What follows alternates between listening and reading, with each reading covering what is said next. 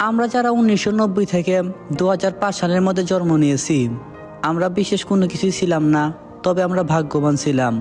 যখন আমরা ছোট ছিলাম, হাতগুলো আমাদের জামার ভিতরে ঢুকিয়ে রেখে বলতাম আমার হাত নাই।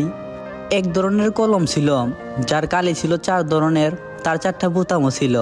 একসাথে টেপার চেষ্টা করতাম। আমাদের সময়কালে এক হাত সমান কলমও পাওয়া গেছে, কিন্তু আমরা সেই কলমটাকে কেটে ছোট করে আবিষ্কার করতাম। দরজার পিছনে লুকিয়ে থাকতাম, কেউ এলে চমকে দেব বলে। সে আসতে দেরি করছে বলে অধৈর্য হয়ে বের হয়ে আসতাম। রাতে হাঁটার সময় ভাবতাম আমি যেখানে যাচ্ছি যাত্রাও আমার সাথে যাচ্ছে। আরও কত কি। কারেন্টের সুইচের 2 দিকে আঙ্গুল চেপে সুইচটাকে অন অফ করার মাঝামাঝি অবস্থানে রাখার চেষ্টা করতাম। স্কুলে যাওয়ার সময় সবাই একসাথে দৌড়াদৌড়ি করে যেতাম। ক্লাসে ঢুকতেই শুরু হয়ে যেত আমাদের খেলা, যেমন ক্রিকেট, চোর ডাকাত, বাবু পুলিশ, আরও কত কি।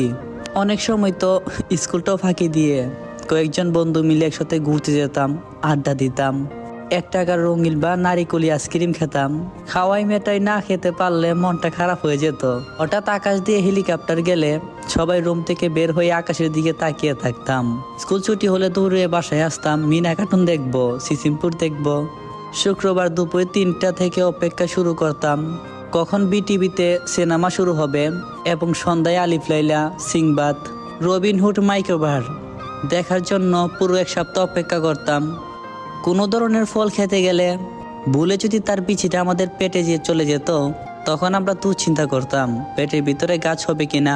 মাথায় মাথায় ধাক্কা লাগলে সিংহ যাবে, ভয়ে আবারও নিজের ইচ্ছায় ধাক্কা দিতাম। কেউ বসে থাকলে তার মাথার উপর দিয়ে ঝাঁপ দিতাম, যাতে সে আর লম্বা হতে না পারে। বিকালে কুতকুত, কানামাছি, গোলাচর না খেললে যেন বিকালটাই কাটতো না, পুরো মাটি হয়ে যেত।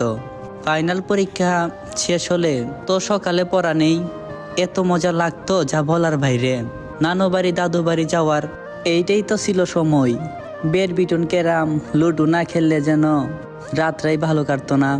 ডিসেম্বর মাস, তাও হবার শীতকাল। তা আমাদের ছোটবেলাতে তো আমরা কেয়ারফুলি ছিলাম, তবে ডিসেম্বরের 31 তারিখ যতই এগিয়ে আসতো মনের মধ্যে ভয় ততই বাড়তো, কারণ এই যে ফাইনাল রেজাল্ট দেবে। জানি আমাদের জেনারেশনের যারা এই ভিডিওটা দেখছো, নিশ্চয়ই তোমার অতীত মনে পড়ে গেছে। তোমার মুখে মুস্কি হাসি আমি দেখতে পাইছি। আর এই ভিডিওটা তোমার শৈশবের ওই বন্ধুটাকে মেনশন করো, যার সাথে কাটানো দিনগুলো তোমার বড্ড বেশি মনে পড়ে, ওই শৈশবের। আর হ্যাঁ বন্ধু, অনেক মিস করি তোদের আর তোদের সাথে কাটানো সেই দিনগুলো রে।